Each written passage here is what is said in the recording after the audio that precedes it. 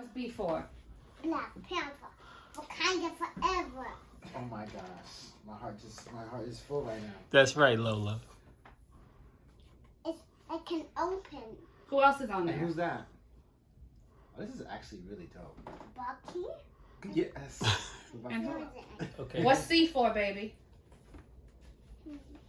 C is for the guy that's like on the comic book.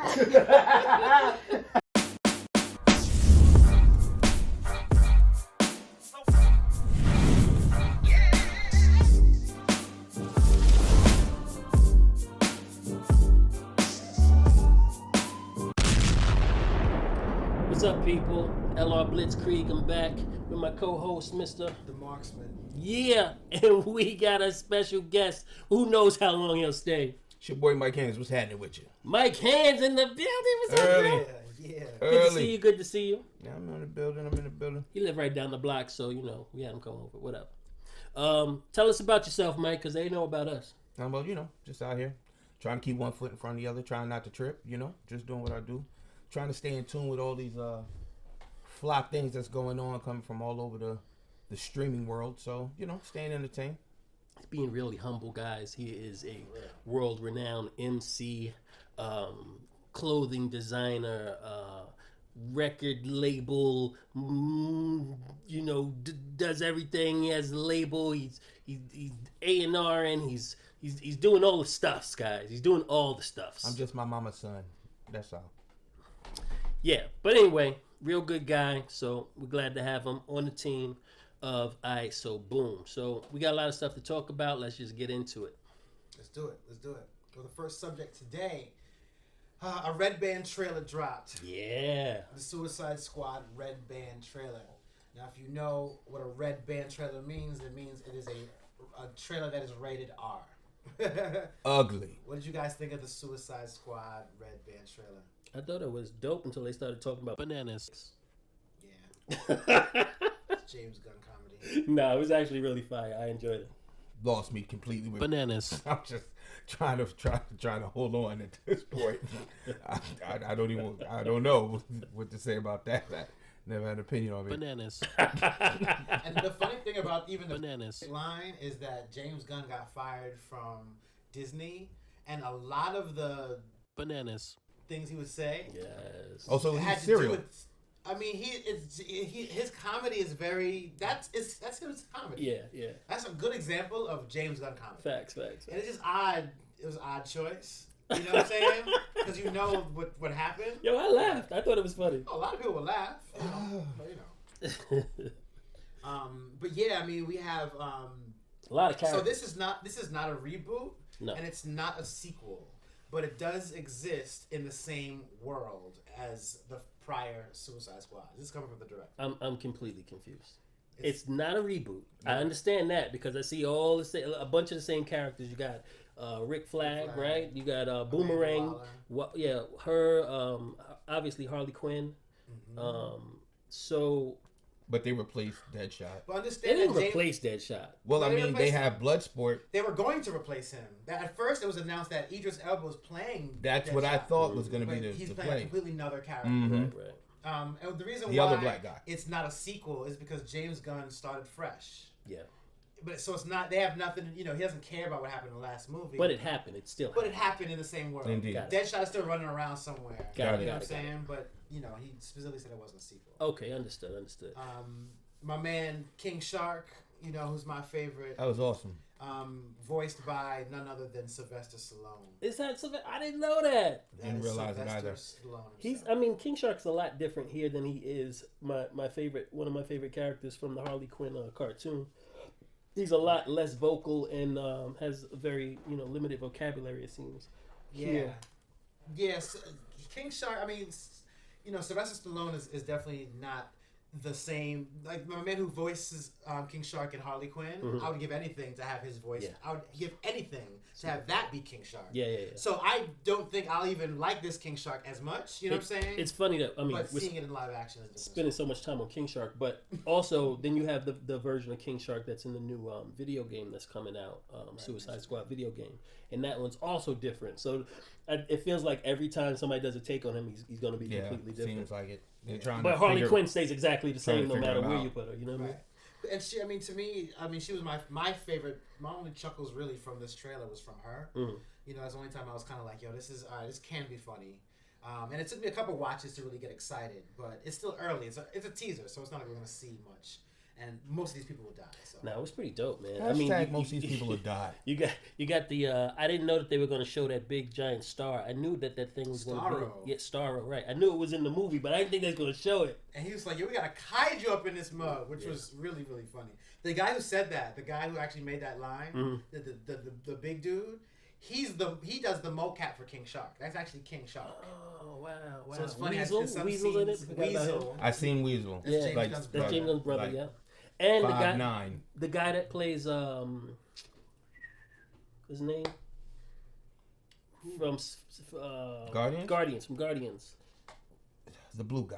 Yeah. What's his name is slipping my mind. Roku. Oh yeah, I forgot the Who's characters Lamar? he's playing too. But he has Yeah, the whistling arrow. Yeah. Yeah. He's I'm not afraid of technology. he's somebody I forgot the character he's playing. Oh my goodness, I should have this. So up. James Gunn, he has a thing for certain like actors, and he tell. stays with them like they. You can tell he's loyal. You Yeah, know, like he yeah, has yeah. That's his squad, awesome. and he knows who he's gonna rock Yeah. with. He'll create a role for you. And they're loyal to him because That part. you see how Batista was acting when he got fired, or like a lot of people from the Marvel movie. Michael Rooker. Right. Yeah. I mean Jai Courtney. We can't Captain Boomerang. Jai Courtney got a lot of flack until this movie came out. You know, he definitely did his thing, so he's definitely gonna be back. They definitely have a lot. Alice Braga. You know, she was in New Mutants. Yeah. I mean, she's doing her thing in kind of different comic book spaces. Pete Davidson from Saturday Night Live is in there. So, Idris Elba got a little cast here. We'll Yeah. see what happens. I think it's gonna be dope. And then you got what's Waititi. his name, the wrestler John Cena. who has his Yes. own show with that character. Peacemaker. See, it was first reported that Peacemaker. Yandu, yes. Yeah. Peacemaker was supposed to drop before this Really? happened. Okay. I heard first, but now it's happening after. Mhm. To me, I'm not the biggest, I'm not really into wrestling as much, so Right. knowing he can't act that well doesn't excite me to want to, we'll see what happens. He's a good actor though. He's pretty funny. Yeah. That's what I'm talking Everything I've seen him in, John Cena. Cena Cena's a good holds actor. his own. Yeah. Okay, we'll see. But yeah, they're stacked, man. They're stacked. I've seen a couple of good ones with him in it actually. Yeah, he's pretty funny. He's a good comedic. Polka Dot Man, David Dashmiller. He's the guy he was in Ant-Man Squad. He was in Dark Knight. He plays that. Right, he was in Ant-Man Squad. Yeah.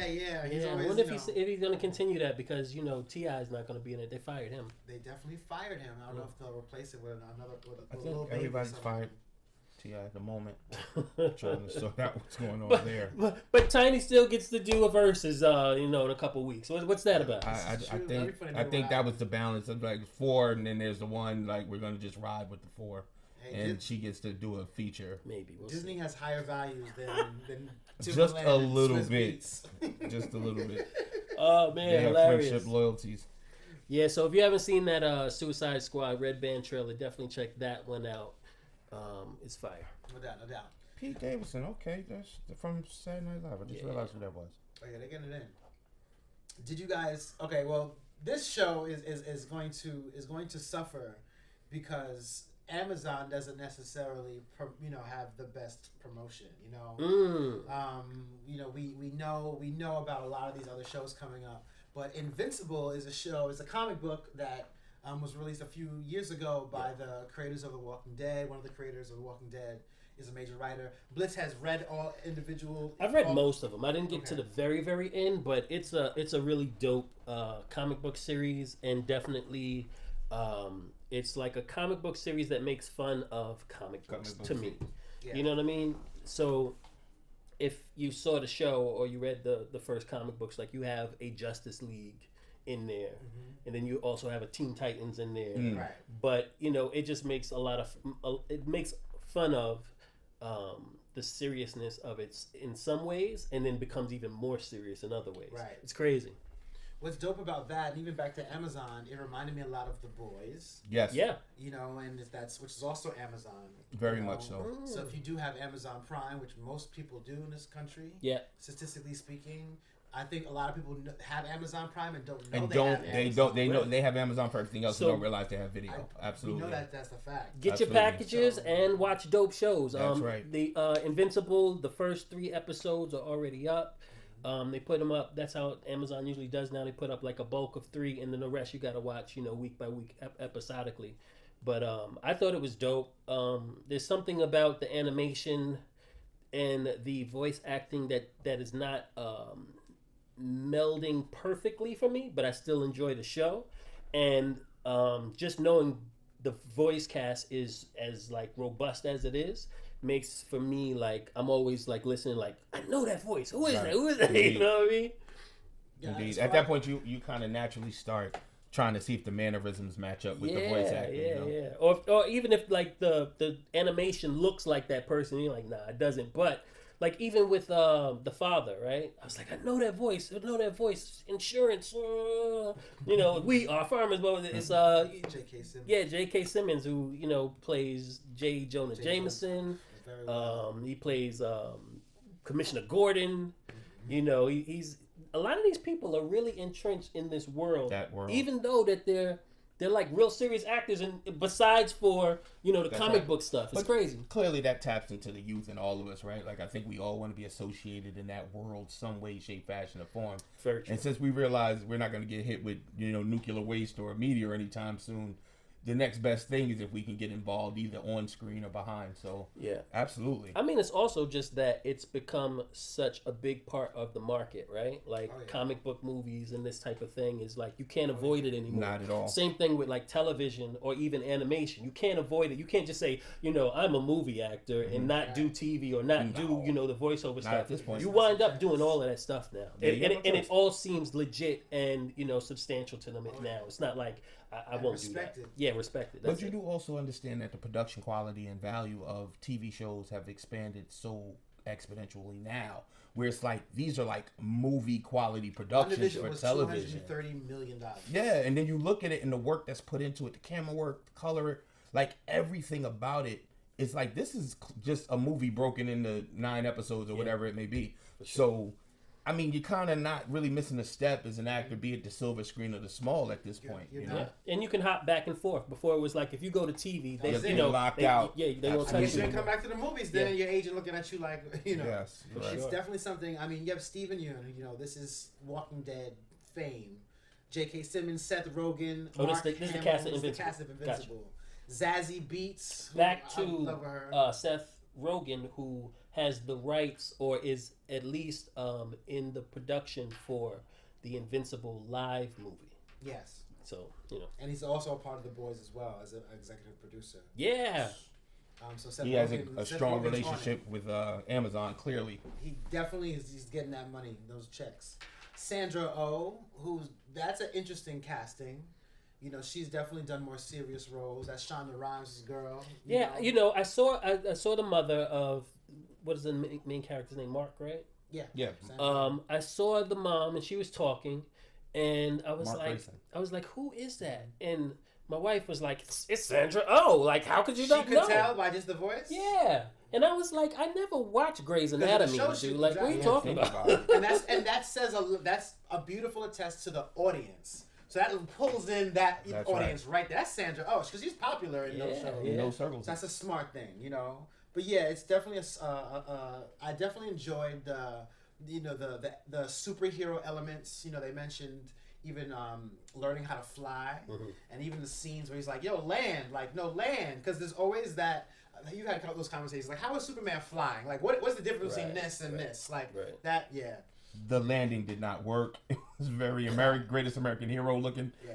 He cracked Earth. So let's just make sure we acknowledge that part. But they got into the physics of like how it works. The science, absolutely. And the emotional connection to how your powers work. Superman was on his own. Kal-El was on his own. When he got here, he had to figure out all of that. That was a personal journey. And then find some crystals. He didn't have his pops physically there he had to find some really help him. So Mark Grayson really had, he had the best of both. He had the best opportunity. And then he had this really torrid love loving relationship with his dad. Like you see the tug of war of the teen, you're like the 17-year-old tug of war going on. Yeah. But at the same time, it's like I'm so mad at you because I want to be so much like you, and I'm having these pitfalls trying to get there. So that's really, it was kind of refreshing to see that version instead of it just being I want to be like you, I'm frustrated, so I turn it into complete rage. You know what I mean? Yeah. So that was awesome. The story arc that we're seeing, of course, we develop. He has his powers. We kind of know that. Then we kind of see the squad, the teams that are actually running. Cleaning up the world. Of course, Omni-Man is not a part of the squad.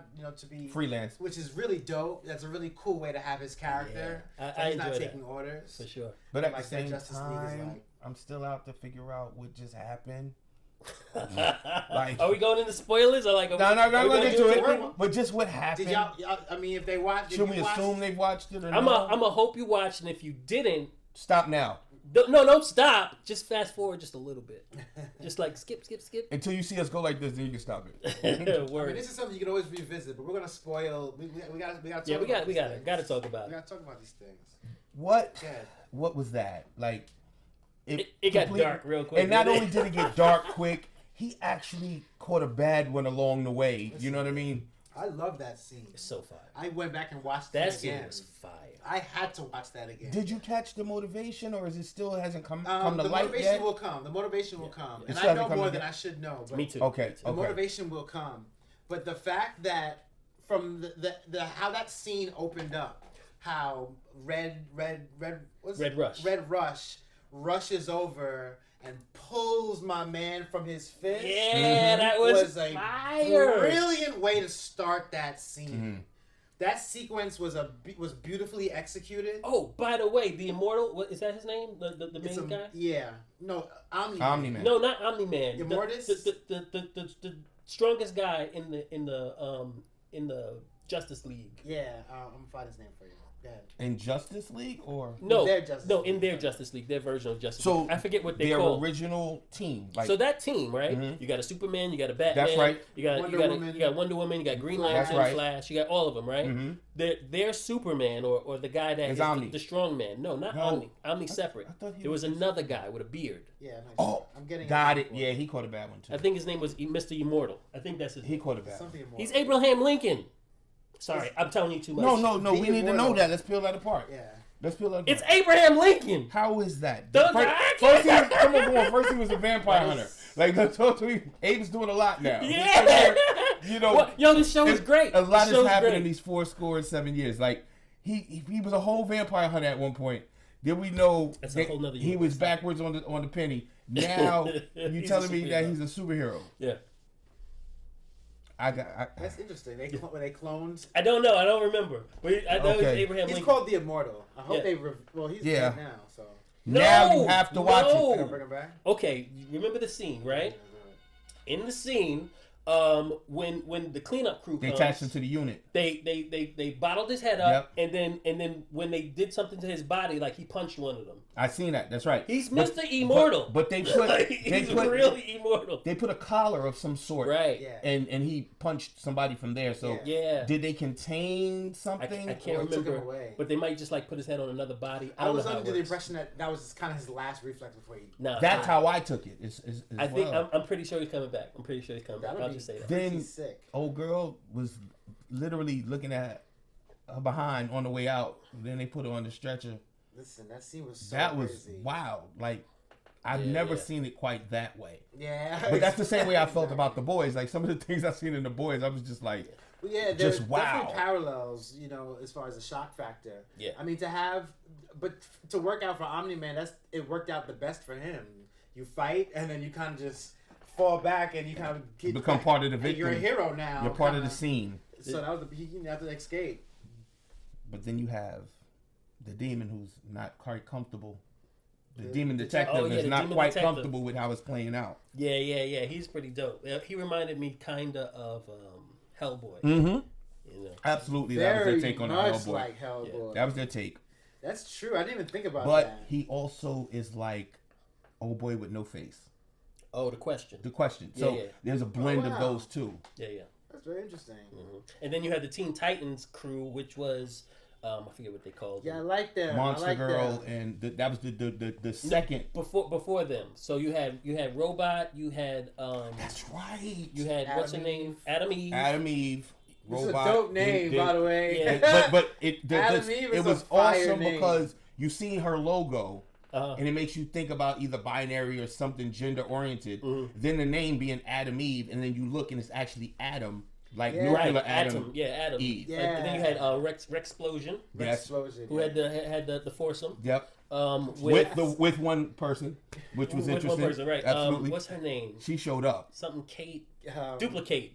Yeah, Duplicate. Which is She showed up. that whole duplicate for that shower shit. I was just like, yo, Guys, there was a foursome with two people One in a comic book show, a Right. cartoon. Mm. You gotta watch it. What's gangster about? I know you have Duplicate? Amazon Prime. And I they know were you do. They were all cute too. Yeah, let's it's keep fine. let's keep it about that. Duplicate in the field is dope because she's over here getting murdered left and right, watching herself get murdered Her left power and is right. weird, yo. Her power is dope. She's Kind of gonna reminds kill me all of them. of Badrix, the multiple man. Yeah, that's pretty much what it is. Same. That's. I mean, they don't. We've never. I haven't seen Maddox use that. You know what I'm saying? We use that Yeah, way. true. In a way, that's just a creative way to use it. I mean, I believe we have seen over the years superheroes with duplicate powers that could duplicate and things of that nature. 100%. But I think the take where they have a social component, where it's not just seeing them in crisis in the fight type situation, and you're seeing their powers being used in social In different ways. environments, was kind of interesting. Like, I mean, we kind of saw that in what's the movie that we just had a show of on HBO? Watchmen Yes, with Dr. Manhattan. I enjoyed Watchmen. definitely. When I he was enjoyed over here Watchmen. doing like science equations, and his other self was having sex with his wife in the bedroom. Did we? I'm new here, guys. Did we cover Watchmen? No, we didn't. Do we get to do legacy stuff that's not in front of us? You know what? I think that we can do separate short episodes where we Why do not? legacy Yeah, stuff. man. Because we can do everything. 'Cause But that's yo, awesome. There's nothing that has come out so far that I've seen on television that had to do with comic book movies or anything that was better than Watchmen. Nothing. Watchmen was awesome. Yeah. And Regina King, I wouldn't argue that. great work. I mean, my man Yaya definitely pulled that out.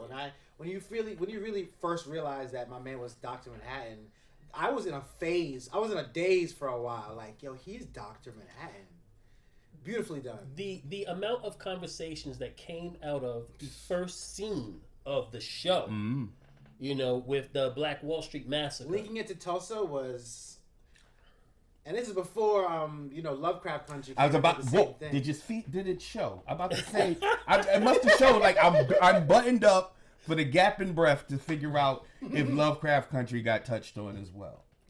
All we touched on was super current stuff. We Oh, started last week, guys. Give me a break here. This has to happen. This was too crazy, and this platform wasn't here for it. So, and so I covered it in my podcast, but as far as it's we've had some really good examples. That was your chance to plug. yes, my absolutely. podcast. Oh, thanks for asking. X marks the Black podcast. Marksman.com. Right, go watch those back episodes and then come back. Definitely, I have a full season for you.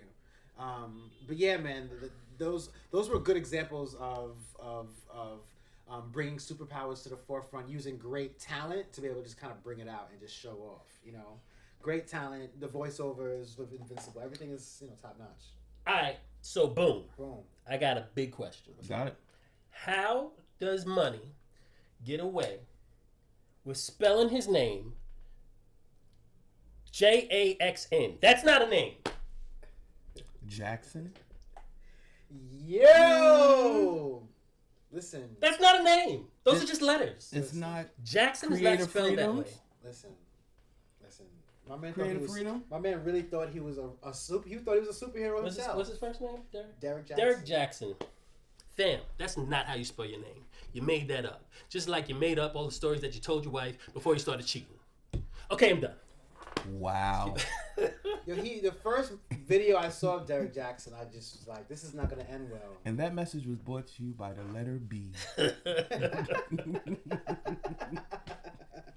You can't spell your name that way, fam. And cheat. It's one or the other. You either gotta cheat or get creative with your name. You can't do both. Yeah. Because if you're spelling your name that way, you're probably gonna get caught. That's all we're saying. Right, you're clearly not as clever as you think you are. Definitely drawing too much attention to yourself. But yeah, Invincible. Wrap up Invincible. Super dope show. Go ahead. What else you got? Every episode, the next episode will drop on Fridays. Is that what it is? Yeah. Every Friday for Invincible. So Fridays are pretty stacked right now. As a fan, we can wake up every Friday and have our access to, we got Disney Plus rocking and we got Amazon rocking. So it looks like we're good, man. We're in good hands for a while. Which brings us to our, the main topic. The main topic, the main reason why we're here today, and that's Falcon and the Winter Soldier, episode 2. Yes. Alright, so boom. Yeah. I like that. See what you do. I was excited. I didn't know where it was gonna go. I'll be honest with you. Like when I first seen the plugs for it, I'm like, okay, they pulled these two guys and gave them a show. Not sure what the connection is other than Cap, that they're both, they think can carry a show together. But I want to say that the angle, and as much as they're leaning on the personalities of the characters, actually makes it really cool. You know what I mean? Yeah. I always thought since the movies, even their small interactions of butting heads, and both kind of in the comic books being the sidekick or the partner, I should say, to Cap, and them both kind of poking at each other every chance they got. I knew that was I seen it coming. Yeah. Clearly, sidekick and wingman rubs them wrong. If you haven't watched it, you will find out. Right, rightfully so. Yeah. Hashtag friends. Let's just use that. How many of us have them? Talk about it. Friends. If you Rest you in have peace. good characters and character moments, you have good character moments when your character moments can lead you to a show. You know Clearly, what I'm saying? that's awesome. The Russo brothers are definitely to thank for this show. You know what I'm saying? Okay. There were two definitive moments in the Civil War movie that brought this show. The first one was when they were in the car. They were in the car when Sharon Carter and Cap had their kiss, and it was in the car in the front and the back seat. And they were both like this. That simple shit right there. Just showed you a synergy. These guys will be that right there. Plus the whole, we were fighting and they were on the ground. Spider-Man roped him up and he's like, that whole little part. Them together is gold, and that was clearly evident. So we weren't, surprised. Nobody was surprised. It was kind of like y'all have the space now to do it. Yeah. I was surprised. I'll be honest with you, and surprised. I feel left out because I was, and I'm I'm comfortable enough to admit that. But I was pleasantly surprised once I seen the first episode. Yeah. I was actually, it was like a money call for me. Like somebody said I had a bag. Or my stemmy drop, because in my homework for the show, I see episode 2 dropped, and I had no clue that episode 2 had dropped because I'm caught up watching some other things that I got going on and working. So when it was Kid in the Candy Store, I almost punched her in the ribs, like episode 2, and I was eager to get to it. So that was awesome, and it's going great. It's definitely going great. No, it was a good rib. Remember, I got one, so it's the one that's missing. No, we good to go. The title of this episode is The Star-Spangled Man. Mm-hmm. Yes. And that has a lot to do with U.S. Agent, a.k.a. Captain America 2.0. I don't even like calling him Captain America, to be real with you. Right. But the beginning, the intro, when they had the Marvel title, that song that they played. The marching band. You recognize that song? It's a HBCU. That song is actually the original Captain America song from the first Captain America film. When they introduced the first Avenger? What's it called? The Star-Spangled Man? Yeah, remember when they introduced him on stage as a joke before he even got his joint? That's the song that they were playing. So they took Cap's song. So they took that song and gave it to this individual. Remixed it and kind of, but the new Captain America. Because there's a Falcon involved, they gave it a little swag. Yeah, they turned into a what you call it? They did a black college. Yeah, the black college rendition. version. Yeah. And that's supposed to be his alma mater. He went to high school there. Indeed. So he's basically, they basically started the episode with him literally the him pulling down his old suit, his old locker. Right. He takes Reminiscent the of the name locker. off of the Off. and you see his name on there. Right? JW, whatever his He name was the Absolutely. captain of the football team. That's right. Captain of the football team. His high school sweetheart, who's his wife, comes through. Reliving your glory So days. it's obvious that what they want you to do is they want you to be like, this guy's a good guy. Yeah, exactly. They want you to connect You know with what the I'm person. I think Marvel knew, or the writers knew that initially, because this guy is taking Cap's place, taking Steve's place that we've grown with for 10 years, you're going to dislike him automatically, Or right? like out of for what would you call it, for loyalty purposes, right? Right. But and then like you said, when starting this episode and humanizing him and making him look like, you know, he's a real person and he just wants to do good. They was trying to, you know, turn you the other way for at least a while. Yeah. I mean, you got to turn the dial back as much as you can before you let it loose, and they definitely did a good job doing that. When I felt him, to be honest with you, was a point where he kind of, you can tell he restrained from really pulling rank in the space that he was in until that one scene where they kind of asked like, well, where those directors came from. He said, well, me. You know what I mean? At that point where it's like, I have more control than you think, but I'm giving you a choice where you really have no choice. Yeah. So I kind of felt that. Back in the locker room when Hoskins came in, I immediately said that's Battlestar. I knew it immediately, just because Right, we know the you books. just placed Not that many black characters running around where you could with that much speaking lines. I mean, if you got a new Captain America, right, then you're gonna try and give him and knowing friend. the right. A black friend. Message. Knowing the comic books and John Walker's whole backstory, he had a partner or a sidekick really who was like a street guy in this crew called the Buckies. He was in a crew called the Buckies, right? So ironically, the other one is the old friend of the old captain. They named themselves after him. They named it after. That's how popular these motherfuckers are. So then once he got with John Walker, who was, I think at the time, Super Patriot. Before they gave him, before they called him Captain America or even U.S. Agent, he was Super Patriot, and he became his partner, and then he became Battlestar. Yeah. And understand the Bucky's thing, and we're get into the Bucky later when we speak about the black issues. But the Buckies were out there doing crimes. They were out there setting up crimes so that U.S. Agent could foil it, so that he can get good publicity. You know what I'm saying? So these guys were out there doing these fake. But that's another story. We're gonna get into that. There's Bucky right there. Look, there you go. See, I mean Battlestar. So yeah, we have that Good Morning America scene, which is really cool because of course Disney owns Good Morning America. Right. ABC. Yeah. So that was a nice little look. My girl from The View was up in there.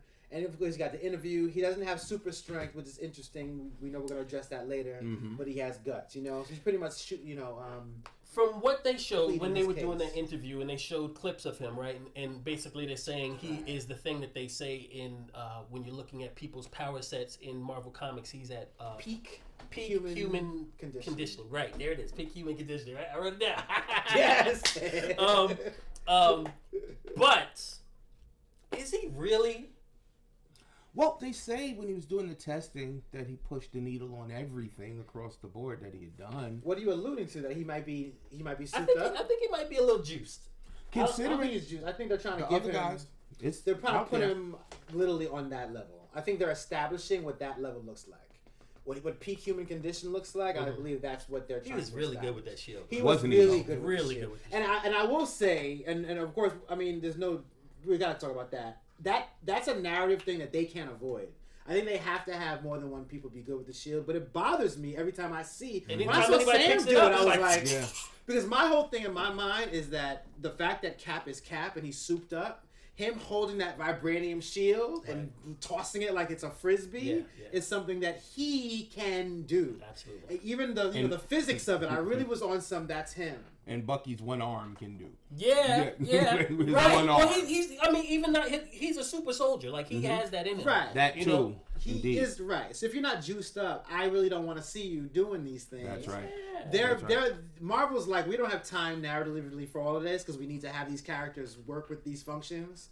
but we're just not going to give them peak strength in the field, which is why when we get to the fighting field, we know how he's not superpowered. Right. That's when they reiterated that he doesn't have it. Certain moves that they did in that fighting scene was like, you ain't got it, bro. You're good with the shield. I get it, but you ain't got the juice. And, you know what I'm saying? Battlestar clearly doesn't have anything. He's a regular dude. He's just a dude. He's a black dude. He rides the shield well though. Like he slid down the highway pretty efficiently. He did his snow toboggan. That toboggan. Let's get there in order. Let's get there in order because that scene.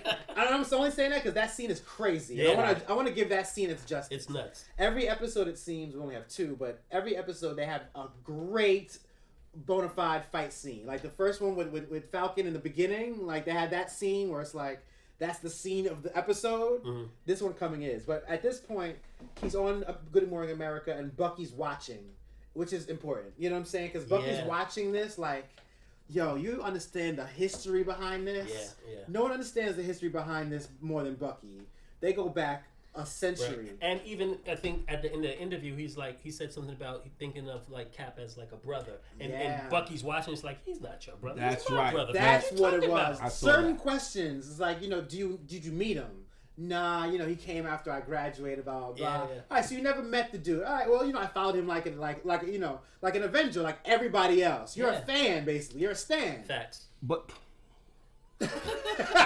he's definitely a stan. I appreciate the fact though that he owned that part and he didn't try to sell or oversell the relationship or make it sound like that. Like from a humility standpoint, he really took it like, no, I'm just here and I do the work the way I do things. That's not how I took it. How'd you take it? Because he's on TV. His humility is fake. He's acting. Very possibly. You know what I'm saying? Because any other time you saw him interacting with anybody, there's no humility there. He's like, I'm big man on campus. I throw my weight around. Here, you don't have to go to this anymore. You don't got to do this anymore. But, I'm getting you out of jail. I'm doing it. But I took that as that being that military guy and his rank in that space. But that was, to me, who he would have been outside of the suit, right? But in the suit, where they were addressing him in the interview, I was looking at it where now I'm being measured against civilians and regular quote-unquote men without the suit. But in the suit, I'm being looked at on this platform and compared to this mantle and can I be there or this, that, and the third. So that's how I kind of saw it. I think he was his agenda for this interview was to appeal to America. Absolutely. Right? So he would have said anything he needed to say. I believe that. His accommodations, his accomplishments speak for him. So I think in that line, he was just really trying to just cut and connect with the average American. I wouldn't be surprised if it was written, if the whole thing. He was back there, he was rehearsing lines in the back. Right. Well, at least he was trying to get his hello together. Like that part they showed. And it worked because it tied into the show, right? Right, Good Morning America. You team fake Cap is what you're saying. No, I really don't like it.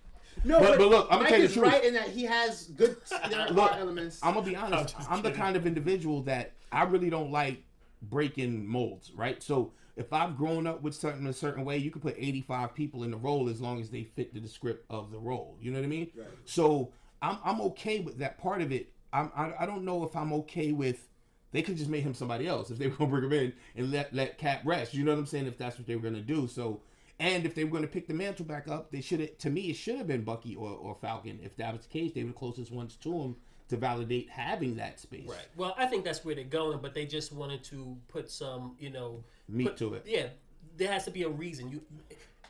It's the thing that nobody can just come and pick up the shield. I believe that. You know what I'm saying? Especially somebody who nondescript. Regardless of whether you were a great soldier or whatever.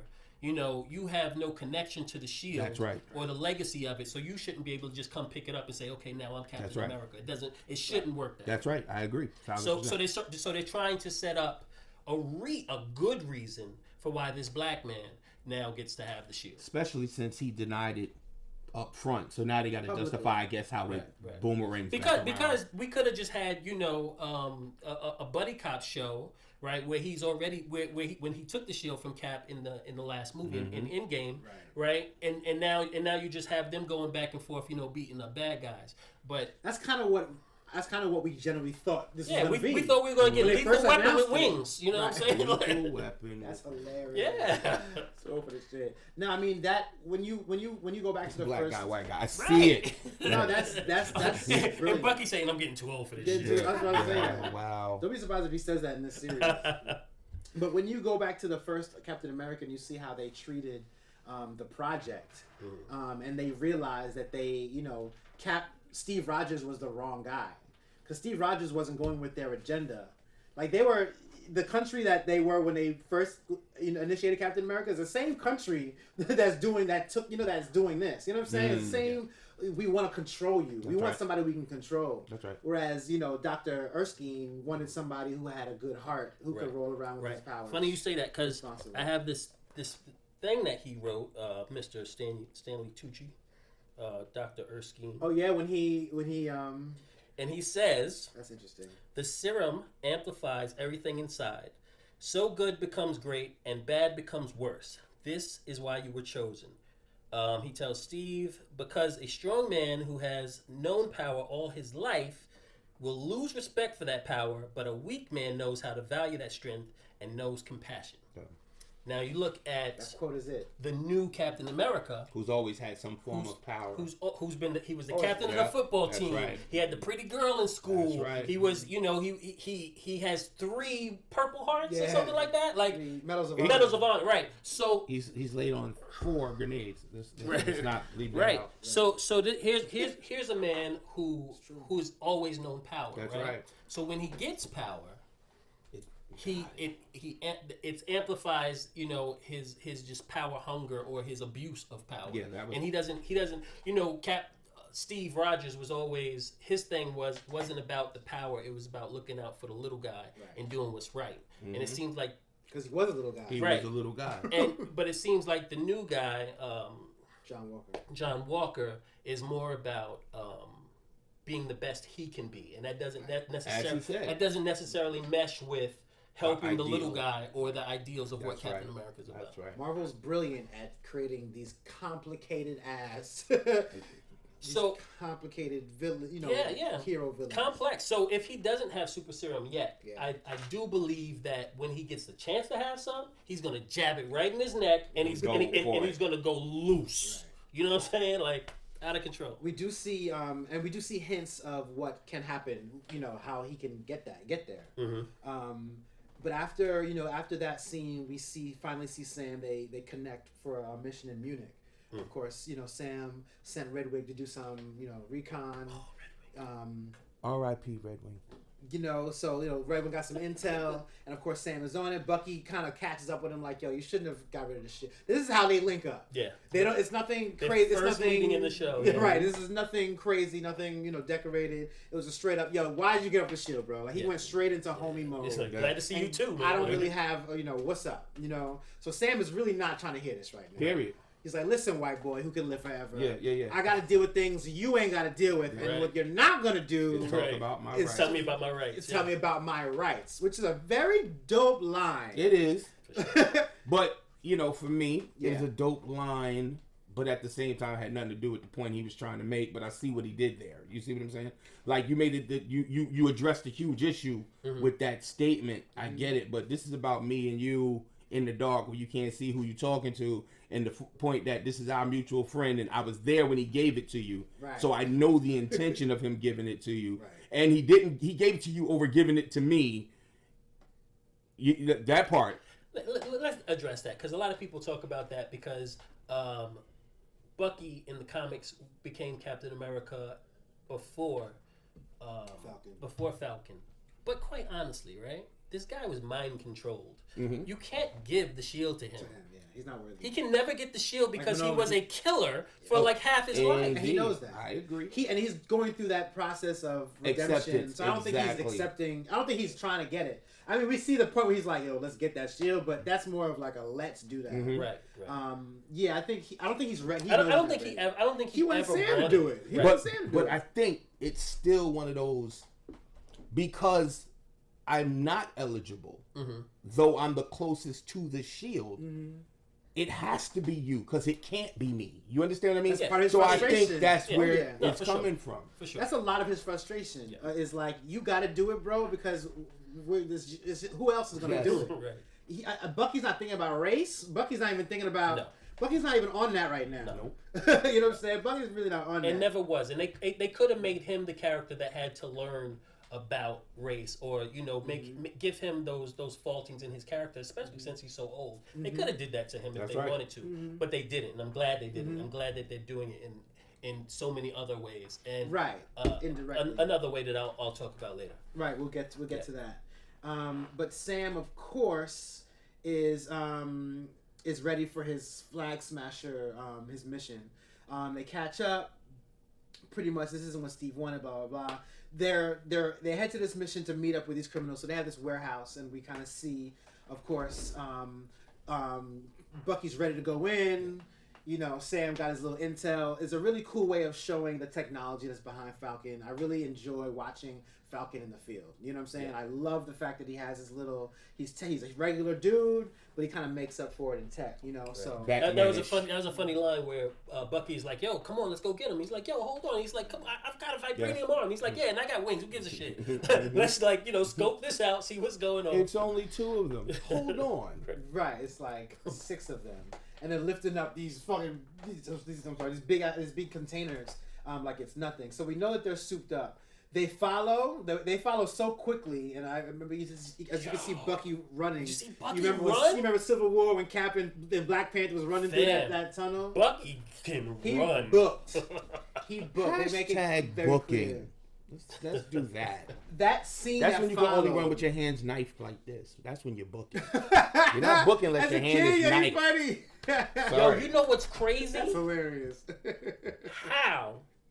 Please tell me how that woman thought it was okay to come on camera with a bonnet on her head.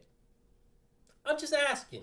Which one were we talking? Derek Jackson's wife. Oh yeah, I thought that's what you were Jackson talking with about. an X. I figured that's back where you were going. Yeah, I don't know. I need somebody tell me She's why. Mimington Steel right now. The memes are killing that.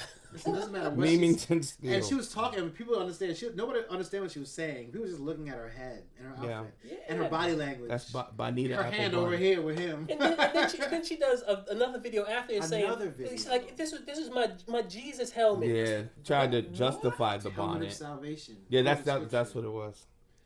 Yeah.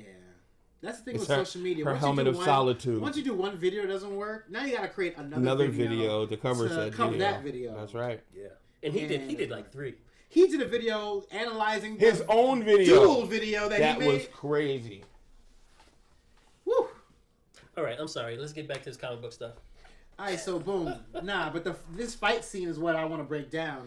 This really breaks the fight. The fight scene kind of first started when they kind of interact. She breaks Red Wing. She snaps him over her knee. After Bucky, of course, thought she was a victim, an innocent victim, and then they kind of have this fight. Some of the best. The choreography was great. Time out. You're not gonna just like wash over the death of Red Wing. Can we respect that? I mean, he'll be back. You think so? Yeah, I mean, they'll build it, but right back. now, So here's the thing, Of right? course he'll be back. We know later on that they say Cap says that they tracked him through Red Wing, right?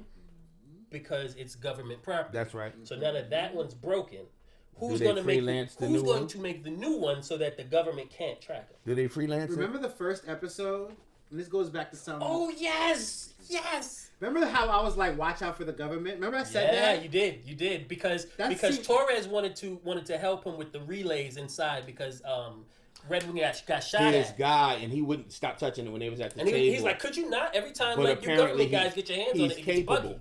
Apparently, it showed he's capable, and that's like his left hand man. So Torres is cool. maybe that's it. He Torres is got cool. beat. We'll see. I don't trust I'm him. telling you, sleep. Torres is cool. I'm just saying he got beat to sleep in the He first did. one. Though. But you Like, know that definitely but you do know that he also becomes Falcon, right? In the comics. now I realize what you're talking about. But right now, let's just take a minute to spotlight. But that moment was very Fools like, rush why in. why did they put that in there? Why Yeah. somebody's messing with? I his think stuff. he was talking about the government overall, not necessarily right. Torres. Yeah, Torres has all the benefits of the government training, but Mm-hmm. has the loyalty and might have the the rogue capabilities of supporting them. I didn't think about him getting another Red Wing, honestly. I didn't think about that being a problem. I hope it's not a problem because I don't want to see him fighting without him. Yeah, but with that said, he really may. If he has to go through the government, there's no way it's not going to be accounted for and tracked. Agreed. So now that opens up that concept that, like, wait, now he has to find a black market version. Unless he goes, this may be too far. this is the fanboy in me. Mm-hmm. But Don Cheadle is Armor Wars. That's right. He's in charge of that tech. That's right. He'd be the one that supply him with another Red Wing. Right. But he's military. I would want somebody outside the military to make. He's kind of loyal military. Avengers is dead, bro. I mean, he's an Avenger for sure. The Avengers is dead. There's nobody else to go to. There's no Avengers. There's no Avengers right now. At least not like everybody's there's no Stark. There's no like with Cheadle's Stark you already known the answer. If I have a feeling Cheadle has a little an alarm code to a bunker with Tony's illest weapon. I promise you he does. That the government doesn't know about. Did Pepper die? No, Pepper's running the company. That's what I thought. So my point being, you have Pepper who has complete access to the Stark everything but Stark. You would hope so, but Gwyneth Paltrow's she's a weirdo. Yeah, but it would be cool to see her, but I don't think we are going to. I'm trying to be hopeful. She said that she'd only do another Marvel movie if it took less than a day.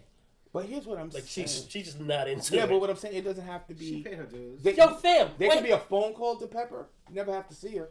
And then the call goes from Pepper down to R&D.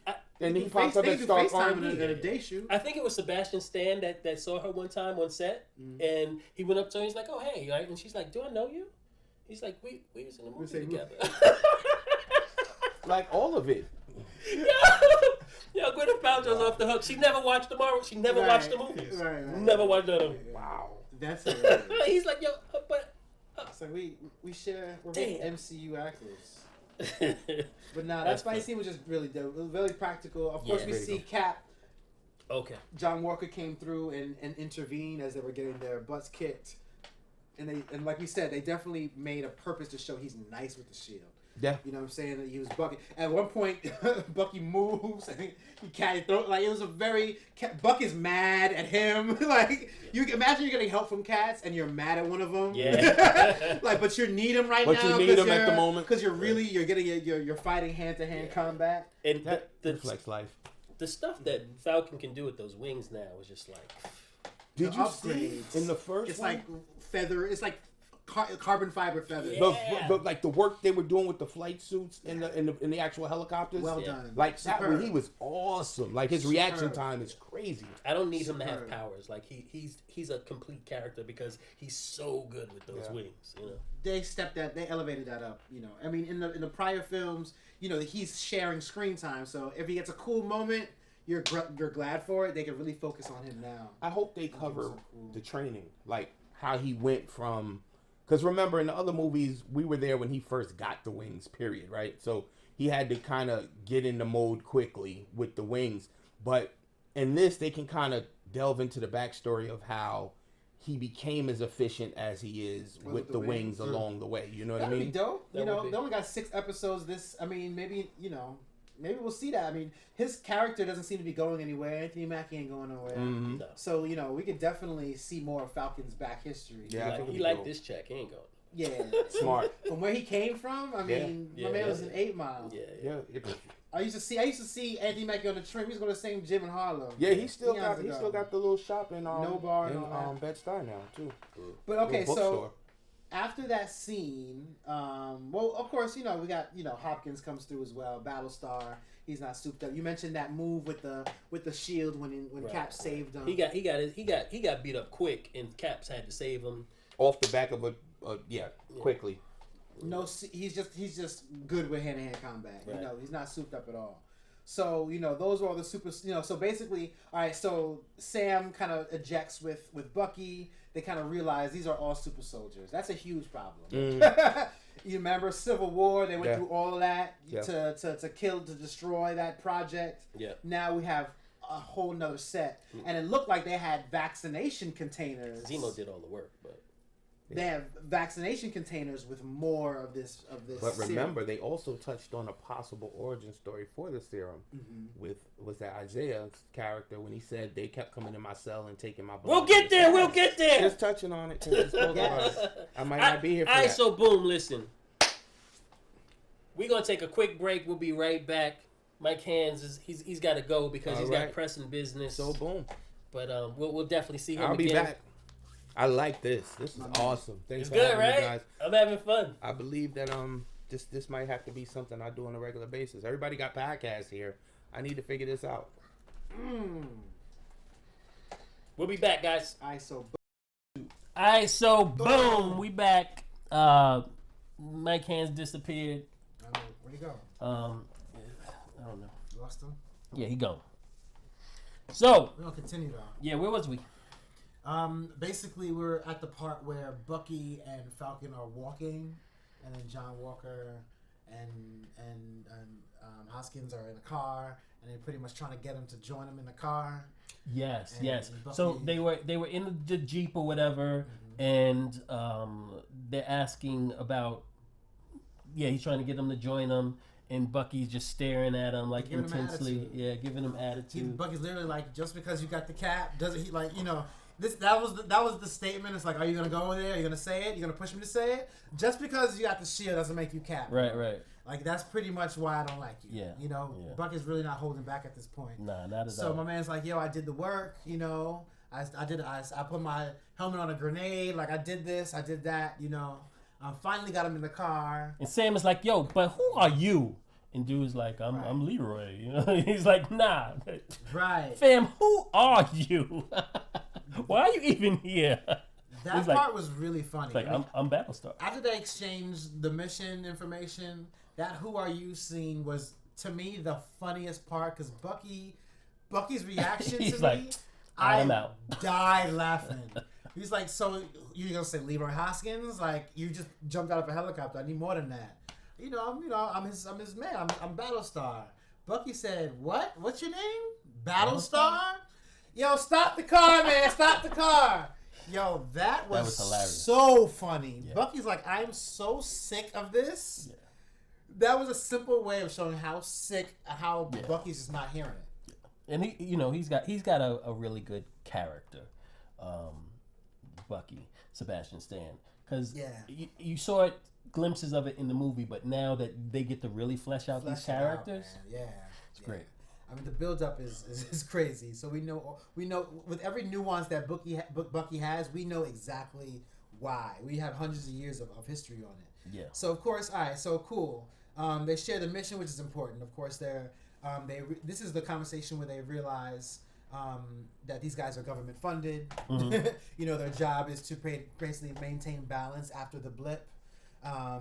Which is a huge issue for the Flag Smashers because their whole thing is that they believe that people who are returned from the blip are getting more attention, Right. and more rights and more care than people who ain't going nowhere. Yeah. So which is crazy because the people that got blipped when they came back, it was like it was instantaneous for them. It was like they were never gone. But the people that were left for 5 years had to deal with the aftermath of everything that went on for those 5 years. And they, established a new normal, or at least were working towards something, probably expecting that the half of the 3.5 people that disappeared are never coming back. Right. So now we're working towards something new. We want something better than what we had in place 5 before. years. Right. And they don't, it's a complex antagonist because it's not so far it's not necessarily a villain. It's just somebody that wants something different than what was in place before, and that's not necessarily wrong. Right. I appreciate Marvel for creating such a political backlash from the blip. Yeah. I think they're using the blip, WandaVision. They use the blip very wisely. It's not just a silly plot device. It's something where they can really go into some serious topics and really create some real supervillains. Like they're doing that, pretty well with that. Now they did say when they got hidden by the that family and they had a place to sleep or whatever. Right. It did come up that what's her name, Carly, the leader. Yeah. she did say, after, are you guys with me? Because after tomorrow, there's no turning back. Now, is that going to be that turn where they do something that's completely, nefarious? Right. We don't know yet because Right. it hasn't happened yet. But if what they were stealing was indeed super soldier serum, right? And I don't know if what they stole they used, and what in the things that were on the pallets was actually medicine and stuff like that, possibly, I don't know. But so boom. The other day I was watching The Incredibles with my daughter, and The first one. the first one, and Syndrome, when he was Syndrome wants to turn the world into supers, because once everyone's super, no one's super. So my guess, right, was, what if their thing is that, they just took that storyline where it's not fair that, the governments with money and power get to oppress us over here in, Europe, or away from America and, the other superpowers, because they have teams like, the Avengers and all of these things, so they can oppress us anytime they want. Right. But if we all have powers, then it's, one people, one world, and you no longer can you oppress anybody with that thing. So that was just a thought that I had, that I thought was a possibility. See how much content they stole. Yeah. I mean, it's definitely scary that this, and of course today we are very much exposed to online platforms, right? People getting radicalized using technology, and it seems, I mean, they're doing the watermarks. I mean, those air marks where you can kind of flash your cell phone in a certain spot and kind of see their mark. Yeah. If they have people all over the world and supply their people, they're definitely gonna be a dangerous force. The GRC is the entity behind the super soldier serum, and they're who they stole from. Now she gets a text message. Wait a minute. You're saying that the GRC are the people behind the super soldier serum? Well, they're the ones. The GRC was on the on those vials. Was it? Yes. And that was supposed to be. But it wasn't supposed to be super soldier serum. It was supposed to be. Well, we don't know what it is. We don't know what it is. So the assumption is that those resources are medicine or things like that, possibly, right? Possibly. I would assume that the super soldier serum was what was stolen from the power broker. That's why when she got that text message saying, "I'm gonna kill you, you stole something from me," that's what led me to believe, okay, she stole serum from the power broker. And do you think the power broker is also behind the GRC? I mean, they can misdirect that so easily, because that was the logical thing. Yeah. But of course, they're good at misdirection. So Interesting. I ain't cementing my thought. Which tracks, because when those people pulled up in the cars, they didn't look like henchmen. They looked like government officials. They looked like they could be, the GRC. Right. And in the comics, the power broker is a very important character. You know what I'm saying? Because he's able to basically give you, like in the comics, U.S. agent is trained by Taskmaster. But he gets his powers ultimately by the power broker. Right. And the power broker supplies others, with powers. So having somebody like that in the MCU, is potentially, we don't know how long this is going to happen, how big this is going to be, but we can see the potential for that moving forward. For sure. And of course, this is a land where we don't have mutants yet. Like, there are so many things that we just don't have, and characters we don't have. It's always interesting to see where they're going with this power broker thing. Yeah. And we know that John Walker doesn't have the juice yet. Yes. So what is the relation? Is Power Broker is Cap gonna go to Power Broker? Is it gonna be vice versa? Is he gonna steal it? Is he gonna say, hey, if I'm Cap, I need to have this? Yeah. Is it gonna be something where the government's like, nah, you need to have this. We're really in charge of this. It's because I feel he may get frustrated enough to go to the powers that be and demand it. I believe that he is going to be in a fight where there is some, and he's going to feel like he's losing, and then he's just going to take it. You know what I'm saying? And not in a way that is, it's not going to be inside the cocoon that Steve was in or anything. They've probably perfected it way more since then, where like, yeah, you can just take, just drink it or inject it or whatever. I think it's going to be a spur of the moment type thing when he does get it, if in fact he gets it. I hope he gets it early. We'll see. It's only we're a third of the way through. There's only 4 episodes left. Isn't that crazy? I do enjoy the fact that I don't like him. Certain actors play roles, and they do it so and he well. Enjoys it. He loves it. Yeah, he loves it. He knows he's doing something right. If you have this, visceral feeling of angst and anger towards him, because who's gonna like him after we had Steve Rogers for 10 years? Right, such a lovable character. But yeah, they mentioned something that was cool. They mentioned what happened the last time that they were, because Bucky's like, let's take the shield, which was gangster too. Yeah. Bucky's really killing it with the lines here. He's like, yo, let's just take that. Let's just jump him. Pretty much, let's just jump him, Right. Brooklyn style. Right. And take it. He ain't got no powers. I got the arm. You got the wings. Just take it. Seriously. He doesn't understand why we can't just be Brooklyn about this. And Sam is like, remember what happened last time. The last time we got some ish with the government, Sharon, he mentioned, name drop Sharon, Agent Zero, rather, from comics, which is pretty dope, on the run for 2 years. So we know from casting that she's in the show. Yeah. Has she been a sleeper agent this whole time? Has she just been... Is she connected to anyone? Right. Is she government? Is she cool with the Flag Smashers? Who knows, right? Right. It could go either way. Her character can take a complete turn because the government did her wrong. You know? I'm very curious to know who she's connected to. Yeah. It probably isn't the government. But at this point, Bucky relays to Sam that he needs to meet someone. And this is where we get into probably the most important scene of the episode. Absolutely.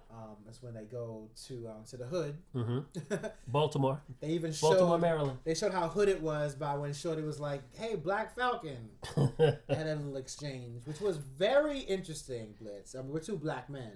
That little exchange of black man. What are you, black kid? Right. Right. We're very used to. We're loyal. We're loyal to these to these white creators. You know what I'm saying? Yeah. I still give Stan Lee his props. Right. But we understand what's behind it. Yeah. You go back in comic books or just, writings in general, and you think of, you got Black Panther, you got Black Lightning, you got, Black Manta, there are Black Mantis. There are so many characters that were just characters, but they put black in front of their name because they wanted you to know they were black. Yeah. Like, it wasn't necessary, right? But they did it anyway. And it shouldn't be that the first thing that you think of when you see me is my skin color. You should think of who I am and not that. And that's why they put that line there to me, is to let you know, like, just because I'm black, I don't have to have black in front of my name. You know what I mean? Like, yeah. we don't call Cap white captain or white captain. That doesn't make any sense. But they do it to us all the time, and not only do they do it in that way, they also do it when you're talking about something bad, right? Yes. So so many villains have black in front of their name, which gives you that negative connotation again. It's the same thing. Yeah. Yeah. I mean, it's funny because these white creators felt that they were doing the black community a favor by, Black Lightning. Like, why couldn't he just be Lightning? I'm just creating, but he's Black Lightning, guys. Like, he's black. Like, that's it's something that they've done, and we've just been used to it. Like, after a while, as a black fan, you get used to these offensive things so much that it doesn't even bother you. You just kind of like, this is what it's like to be a black fan. So seeing them expose that, was refreshing. Yeah. And there were a lot of things in this episode that was pretty much Marvel saying, "We see you, black people." Yeah, yeah. They meet Mr. Isaiah Bradley, who is an aged up Carl Lumbly as the actor. I like seeing him aged up because what that told me... We're going to get flashbacks. We're going to see some flashbacks. Hopefully. We're going to see some flashbacks. I don't know. It's funny, they mentioned that Isaiah Bradley and Bucky had a fight. If we're going to see that particular fight, we don't know. But Right. This is the comic book. Blitz, please explain this comic book. This comic book right here, I have 2 copies. This is #1 of Truth, Red, White, and Black. And this is what a lot of the story in this episode was about. Is back in the late 30s, there were 300 black men who were given the super soldier serum. And most of them got deformities, and for the most part, all of them died, except for one, which was Isaiah Bradley. And he went out and he did missions for the government, and he was essentially the first Captain America. And so they were experimenting on these black men because they had this serum that they wanted to perfect. And it's the same, the story is basically the like the Marvel version of the Tuskegee experiment, where they didn't necessarily give those people anything, but they allowed them to have what did they have? Syphilis, and told them that they were giving them a vaccination, but they didn't give them a vaccination. The government just watched these people for years and years and years to see how bad the syphilis would get within these black men, and let them die and let them get sick and let all these things happen to them. This actually happened. The government did this, if you don't know. Right. Real life now. Right. So, you get that thing where these artists are taking real world things that happen to black people and injecting them into the story in a way so that we can talk about them and bring them up and to the people that don't know these things, get that out into the world. We were talking earlier off camera about Watchmen and how they brought in the Black Wall Street Massacre, and how that spurred so many different conversations, and that's what they're trying to do here in Falcon and the Winter Soldier. So you have Isaiah Bradley, who says that you realize that he was a super soldier for the most part, and we didn't get a lot of the story, but he gives some of the story, and I'll let you pick up from there. Yeah, I mean, he's pretty much relaying how he was locked up for 30 years. And, they showed he displayed a little rage and threw something right into the wall just so you can see that he still has it. He aged a lot, so he doesn't. It's kind of interesting because he apparently has some of that serum in his bloodstream since he was able to display that strength. So here's but something. His age, I feel, should have been looking younger. Here's what I think, right? Or I'm unclear about it. If Cap didn't go into the ice for 70 years, would he look like Bradley does now? I forgot about that. Well, look at Bucky. Bucky ain't going to ice. Right. Bucky did go in the ice. Not for that long of a period of not time. for that long. He wasn't on ice the way Cap was on no, ice. No, for sure. But he wasn't. It wasn't like he fell off the cliff, off the train, and then automatically they turned him into the Winter Soldier. True. I think he did go into stasis for an amount of time. That's what I was thinking. I'm trying to figure it out in my brain because I was thinking the same thing. Like if he's so old, obviously he has a different version of the super soldier serum. So maybe I think that's the only way to explain it. You know what I'm saying? Because there's no way he should be. Bucky was. Cap being on ice for 70 years explains that. Bucky was on ice in the beginning, and then he was living his life for decades and decades. He definitely should be an older man with that. He said something when he was in the doctor in the doctor's office in the first episode where he gives you his timeline where he says, I was alive for first 20 years of my life, and then I woke up X amount of years later, and I was a super soldier. I don't remember what it was, but anyway, we'll do our research and get back to you on that one. Yeah, that is something that I did make a mental note. Yeah. But the age, of course, we mentioned we're gonna see some flashbacks. Hopefully, some flashbacks of him as an older soldier, which is dope. You mentioned Watchmen. Remember how the first Hooded Justice was a black man? Yes. There are a lot of parallels in these shows. Yes. Because he definitely represents the Isaiah Bradley character. Yes. Where this white man got credit for being the first one. Yeah. But it wasn't him. Yeah. It was this guy. And he was the first one, and he went off and tried to kill Hitler on his own. Right. And because of that, the government got mad at him, said he stole the Captain America suit, right. And then that's how he got put in jail.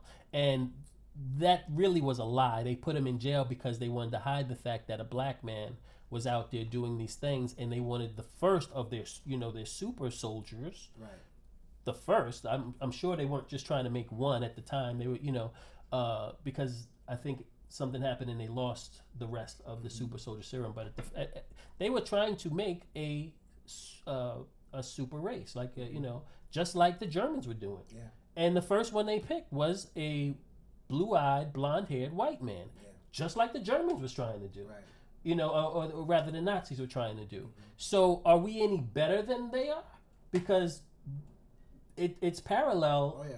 You know what I'm saying? It just something to think about, guys. Something to think about. There is a character that I mean, I don't know when I'm going to talk about it before the end, but there is a character that fits. I'll bring it up. See how you feel about it. The character that fits as far as someone who we know has been trying to get this formula right for many years and has that government connection. You know what I'm talking about? Thunderbolt Ross. Yes. He's somebody who I can see popping up as being somebody pulling some strings. I think 100%. No, I won't say 100%, but I think Thunderbolt Ross. He's going to be in the Black Widow movie. It makes sense because we're getting Zemo back. We have all these characters with ambiguous motives that could turn to the bad side. And the Thunderbolts are named after Thunderbolt Ross. So. And I really want them to go in that direction. Yeah.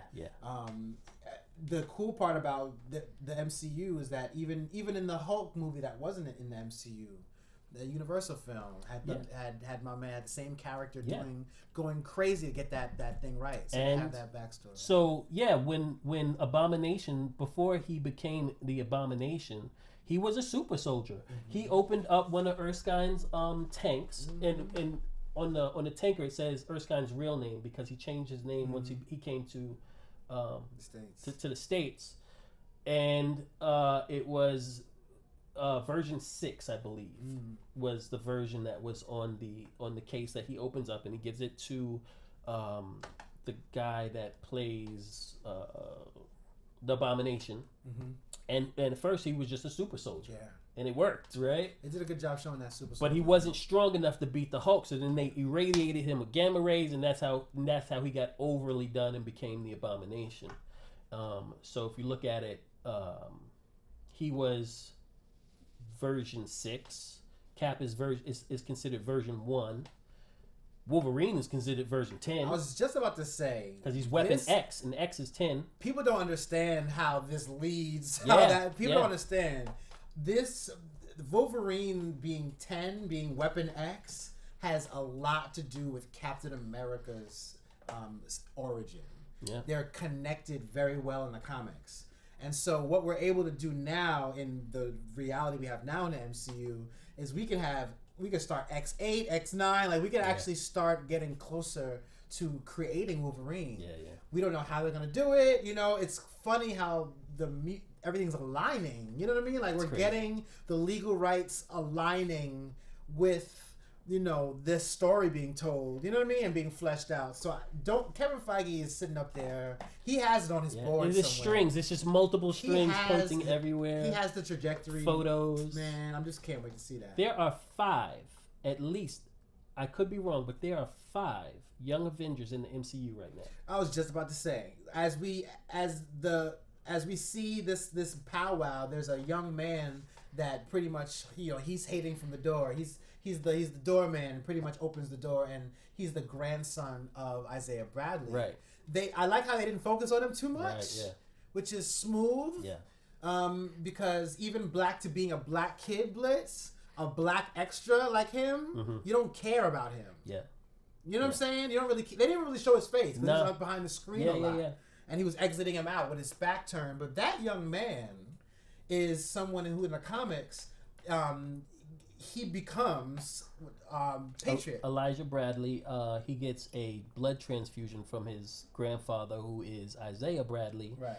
Who already has a super soldier serum in his blood, and he becomes the leader, I believe, the founding member of the Young Avengers, they call him Patriot. So now we have Patriot, right? Or at least we have the guy who will become Patriot. We have Cassie Lang, who is Stature, right? That's Ant-Man's daughter. Mm-hmm. We have Kate Bishop coming in the Hawkeye series. Coming soon. Then we have Wiccan and Speed. That's 5. That's 5. And there are other members too, but I mean, we'll see how that happens. The ones we have right now that we can see tangibly are those 5. You could speculate, and this wasn't in the comics, but you could speculate that Shuri Okay. joins. That'll be interesting. Yeah. Ironheart is a good contender. Ironheart, yeah. We haven't met her yet, but she's gonna have her own series. Right, and we spoke before. We know that we have Kang the Conqueror coming. Yes. And if King the Conqueror comes, then that also means that Iron Lad, his younger self, can come, and he was, part of the Young Avengers. We'll get into all that later. I'll give them a lot of props if they pull. Sorry, we going too far into the weeds. Let's But those are, but seeing Elijah Bradley is definitely cool. It was definitely good seeing that they put him in the forefront without putting him in the forefront. We'll just see if they could do a Monica Rambeau, you know what I'm saying, where they throw an origin story in a series, or they obviously it may be too much for this, obviously, from a time perspective. Something could possibly happen to him within this where he has to get a blood transfusion. I can see an after credits scene where, because in the comics he was rolling as Patriot without being juiced up. Right. He was kind of faking the funk. He fake it till you make it kind of thing, and almost died, and a kind of dying wish kind of thing. Right. Grandfather, help me out. His grandfather was like, all right, I got you, and gave him his blood. Didn't know if it was gonna work, right.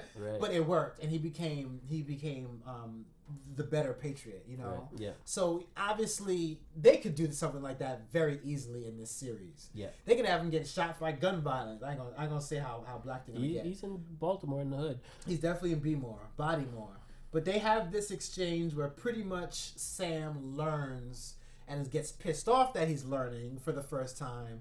This character, this black man who's been imprisoned, innocently imprisoned, right. For taking the shield. Which is very interesting considering he just gave up the shield. And maybe if he had known this, right. his approach might have been different. Right. Or just the fact that there was a black man who was a super soldier. He doesn't know whether or not this guy was Cap or whatever. He just knows that there was this black man that was, part of the United States government that was out there, fighting, and he's robbed, and black people in general are robbed of that, that character or that person to look up to, by him not knowing about it and no one ever telling him, or no one ever telling anyone for the most part. Like, did Cap know? Right. And Bucky's reasoning for not telling wasn't a wrong malicious, reason. right. It wasn't malicious. It was, he just felt like he had suffered enough and wanted him to be left alone. Which is completely respectable. Right, sure. But at the same time, what would that have meant for so many young black people to have a hero or a superhero that looked like them? But what we know about from the government is that any kind of exposure would have been fought, right? Like if it leaked, or if anything kind of came out, the government would have shown. Been like, yo, look into the red light. Put a Men in Black his ass. Yeah, that's definitely something that would have happened. And by the way, he talks about when he was put into prison, he was poked and prodded and tested on the entire time that he was there, and not just by the U.S. government. He says to Bucky, by your people, right? And we'll get back to that. But before I leave off of this, another thing that correlates with real world happenings, that is the story of Henrietta Lacks and the Gila gene, where they used her blood to make hundreds of different vaccines. Black woman, real life. They found out that she had antibodies in her blood, and they used her blood and tested her blood over and over again, and used her blood to probably cure something that you may have had or won't have because of her. And she never got anything for it, and she was never compensated. She was never taken care of. She didn't even know about it when they did it, which is just like right. That should have created generational wealth. Right, and people should know that the reason that a lot of us are alive is because of this one black woman. Yeah. You know what I mean? Like, Yeah. that's important to know, especially when you don't grow up around black people and you have this complete misconception that they Don't contribute to our don't society. contribute to our society. And that's what the show is really showing, is that, you know, on the backs of so many black people, the nation was able to thrive, and they get no credit for it. And when they go for a bank loan, they can't get it. And, you know, when they're supposed to be, you know, exalted as the next Captain America, you surreptitiously, you know, take the shield from them and give it to another guy that looks just like the last Captain America, who happens to be a blonde-haired, blue-eyed, you know, whatever. No, Sam is pissed at this point. Yeah. You know, Sam just got denied a bank loan. Sam. And then after this, you know, they have problems with the cops. Sam is really, they're laying it on Sam really thick. So they're in the street. He's in the street now. He's really upset, and he's arguing with Bucky. He's arguing with Bucky, having because he's legitimately upset about this situation. And some Popo pulls up, and they pretty much are like, "Is this guy bothering you?" The first time we hear a siren in this. Right, not the last. Right. But right, they pull up and they assume that Sam's the antagonist here. Yeah, they ask Bucky, "Hey, is this guy bothering you?" And he says, "No, I'm not bothering him. What are you talking about?" And then they pull out their guns and draw them on to Sam. They actually did that. Then, of course, his celebrity kind of came through. Don't you? Well, no, actually, Bucky said, "Don't you know who he is?" Right. Not even who we are. Who he is. At this point, you know, Sam is a world-renowned face. So he remembers them. And that kind of makes you think of all the celebrities, right? You have the celebrities that get caught that's like, you know, I gotta win a Grammy for you to not, you know, shoot me on the spot. Yeah. And it's the second time that it happens to Sam where somebody has to direct you to see me. Avengers, yeah. I have to direct you to see me. Yeah. Because before you see me, you just see a black dude. Clear. You must play for LSU. Right. You must be the antagonist in this fight in the street and dangerous, so I have to put my gun on you. Right. You know what I'm saying? And then somebody tells you who I am, and then you're like, "Oh, my bad. Right. I thought you were just another black dude." Right. It's well done. I mean, we all know Sam just saved the universe. I'm thinking of the fight. Imagine coming from the fight of Endgame and you come back to Baltimore and the cop stops you. Yeah, you know how pissed off you're gonna be when he was in whatever city it was in the first episode, right? Uh-huh. He's sitting down with Torres, and a guy comes up to him and automatically notices him and says, "Oh, thank you. You brought my wife back to me. You know, I appreciate you." So overseas, you know, they see him automatically. Right. Overseas, they know who he is. Right. Automatically, and you know, blip was a kind of a big deal. Yeah, he gets praised for it, but when at home, where he's supposed to be taken care of and, you know, applauded, he gets pulled over and a gun put to his face. The crazy thing about this exchange is that Sam wasn't in trouble. It was Bucky. Right. It was Bucky. So if they had it was Bucky. If they hadn't stopped, la. you know, Sorry. right? If they hadn't stopped for this BS reason, Yeah. they would have gotten away. Yeah. You know what I'm saying? So Sam made it hot, but basically, you know, Bucky's over here violating parole. Yeah, because he missed his court appointed psychiatrist visit or Yes, those therapy sessions. Right.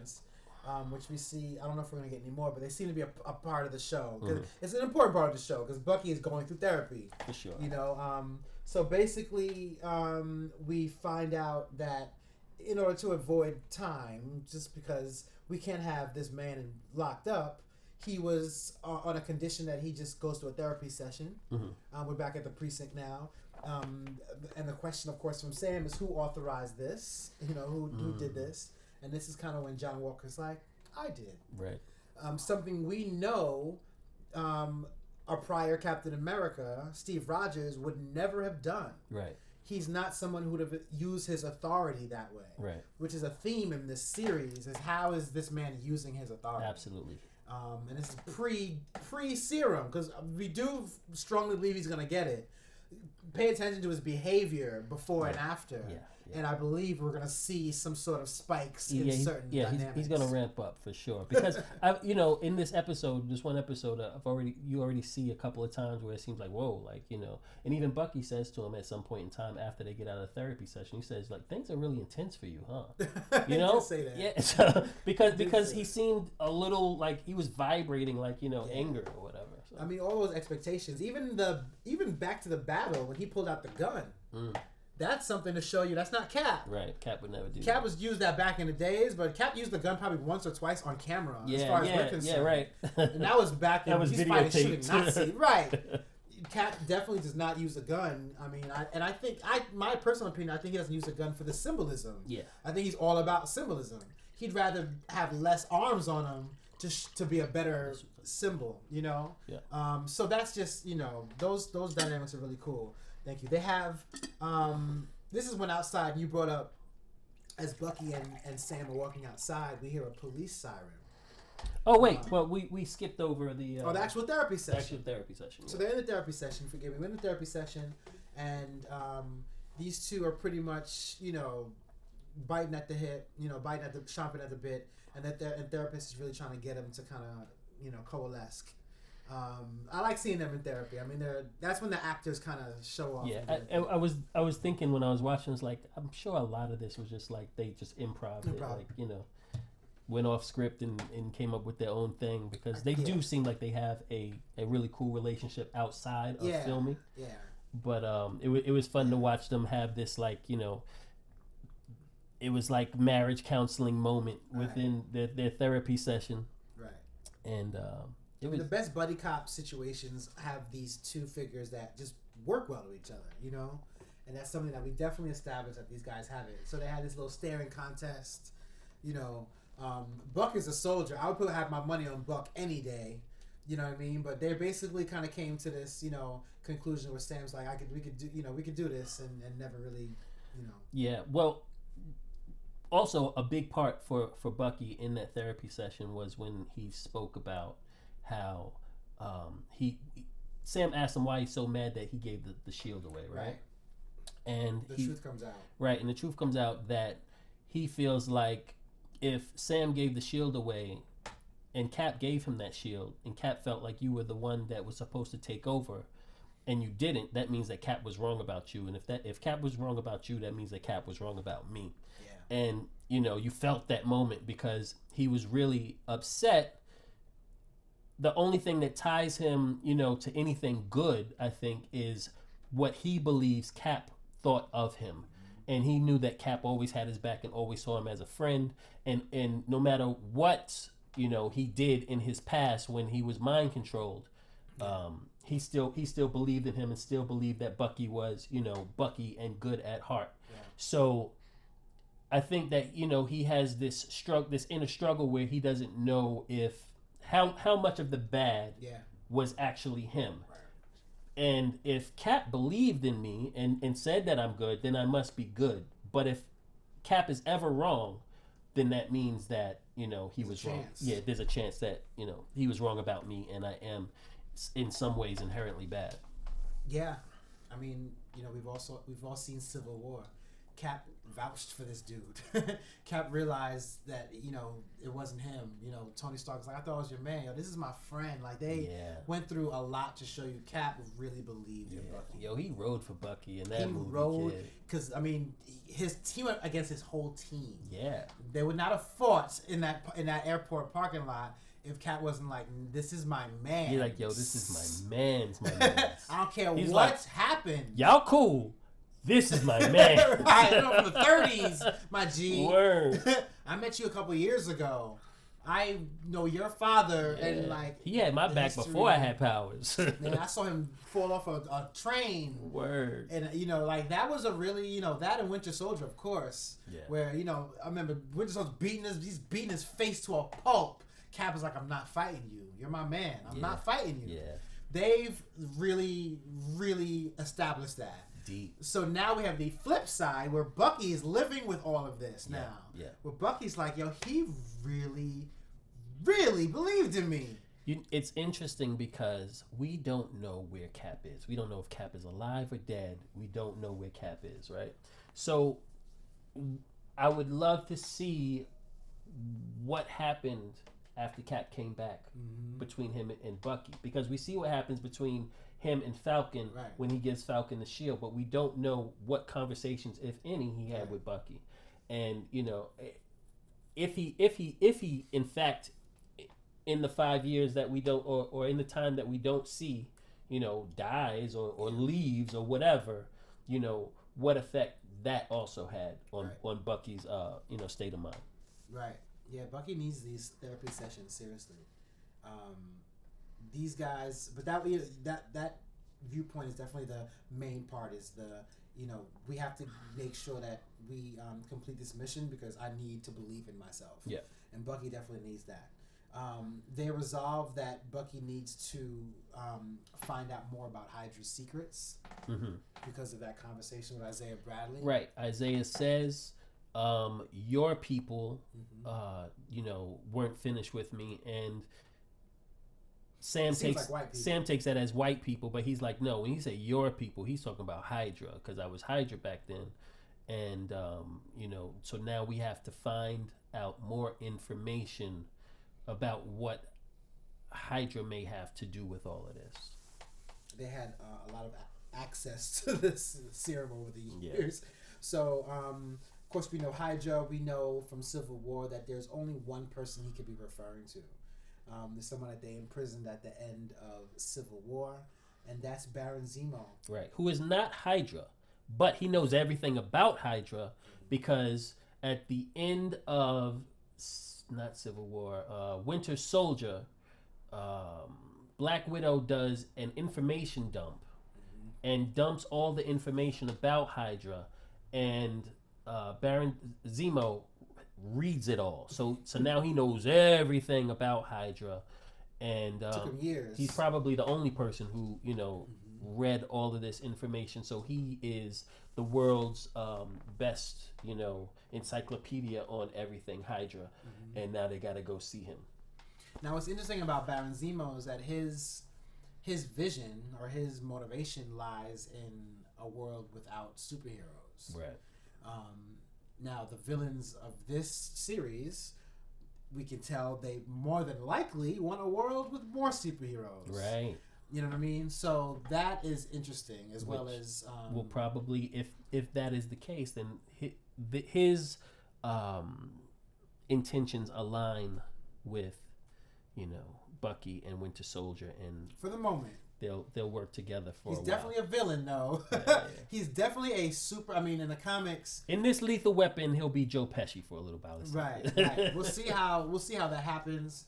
I definitely want to see Baron Zemo be Baron Zemo. We'll see if we see any of that in this series. Yeah. Maybe more in the end, or maybe he'll be a part of this because he's a very good villain in the comics. They bring his mask into the series, which is a big deal. Everybody just wants to see him put on that purple mask. Every fan was a little disappointed in Civil War when we didn't see it, which is cool about Marvel because they're like, we'll get you later. I got you. Yeah. I got you. I like how they peel it. They start very basic, which always frustrates you. You know, not always, but it'll frustrate you that they don't start full-fledged. Yeah. Because you're like, I want to see it, you know, but then they're like, you know. And even the series, like, they gave us Sam and Bucky separate. And then they gave us Sam and Bucky together. And then you add another layer where you have, you know, Isaiah. But we didn't get Sharon yet. And we didn't get Zemo yet. Don't give it to us all at once. We can't take it all. Our minds are explode, right? So every episode, you add a little bit more, you know. No, it's layers, man. It's layers. I mean, the only other real takeaway from this episode is the Carly Morgenthau. I mean, the in the comics it's Carl Morgenthau. We mentioned this last week. Yeah, actually. We did mention this actually. But yeah, we'll look more to see exactly where they're going with their mission because they're really the prime. You know, the power brokers. You know, the power brokers and this team, the Flag Smashers, definitely. We know we're going to focus on them to see exactly where their where their plan is with these vaccines. I wonder if by the end, we'll get. No, go ahead. I wonder if by the end we'll get a team, like because we have Bucky, we have Sam, we have Sharon, we have Isaiah Bradley who's still pretty damn strong. He threw that 10 right into the wall, right?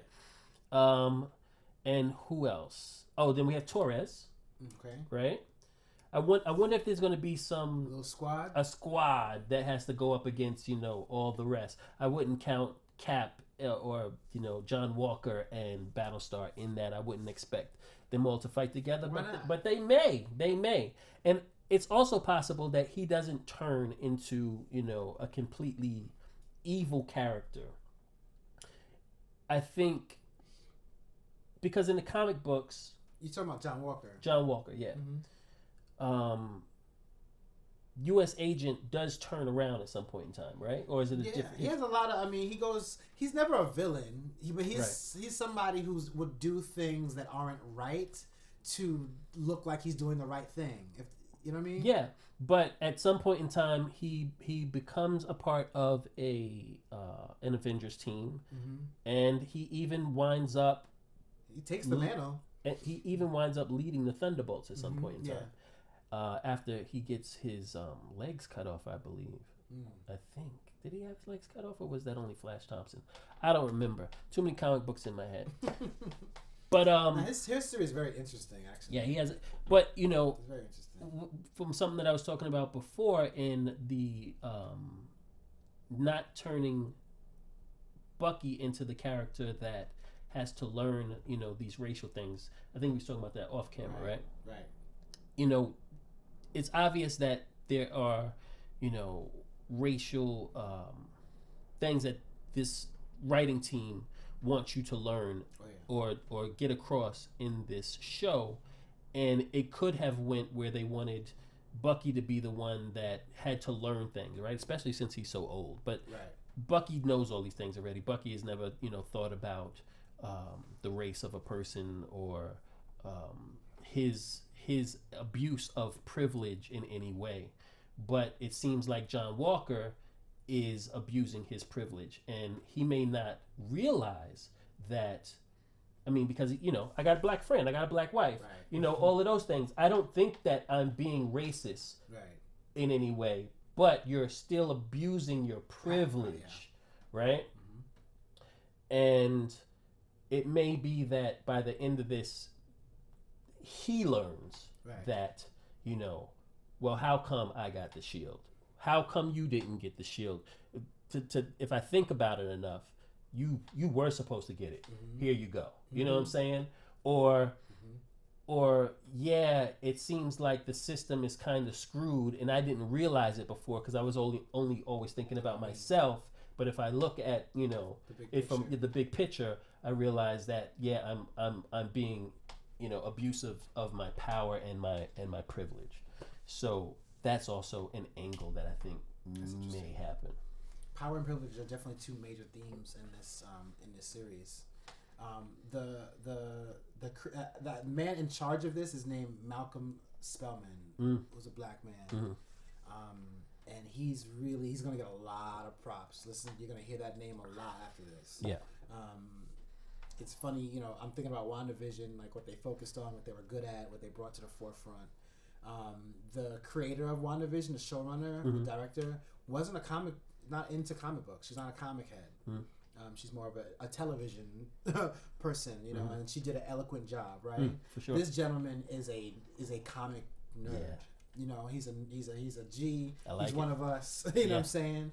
And he's conscious. You know what I'm saying? And for sure. and progressive. Yeah. So that having that kind of man behind this is clear. Yeah. They're handling very delicate issues, but they're not overdoing it. No, it's still a fun show. You can still enjoy it as a comic book show. Right. It's not heavy-handed like race. Yeah.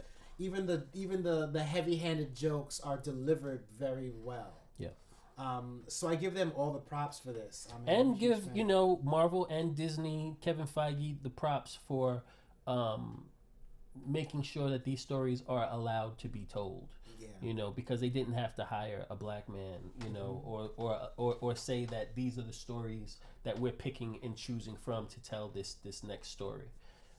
I was saying before, you know, Disney does a great, I said this on our old show on Instagram Live, that Disney and Marvel does a great job of inclusion and, you know, telling different stories and not just focusing on, you know, the original surface stories. So yeah, if you can watch these shows and just get, you know, fun, frivolous enjoyment out of them, but there's so much more to it. You're going to get, you know, the Muslim plight in, you know, Miss Marvel when that comes on for sure. It's not going to just be, you know,